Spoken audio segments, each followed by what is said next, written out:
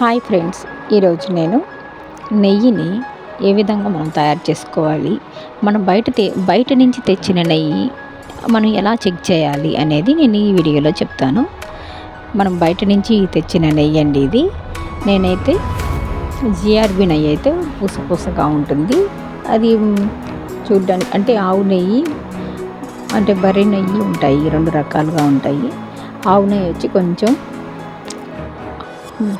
Golden కలర్లో ఉండి కొంచెం మనము ఇట్లాగా చేతితో అనుకుంటే కొంచెం మనకు మెత్తగా తగులుతుంది. అదే బర్రె నెయ్యి అయితే కొంచెం గుల్లగా ఉంటుంది, గరుకుగా ఉంటుంది. అది కూడా చాలా బాగుంటుంది.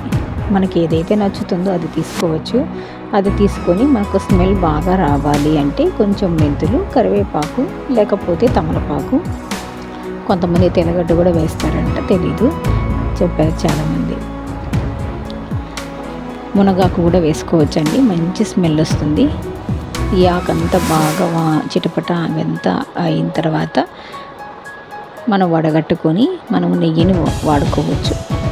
ఇదైతే అండి ఆవు నెయ్యి. ఇదైతే నేను తెచ్చిన నెయ్యి చాలా బాగుంది. నాకు రీజనబుల్ ప్రైస్కి నాకు దొరికింది. మా సిస్టర్ ఒక తెచ్చిచ్చారు, 300 పడింది నాకు. చాలా బాగుంది.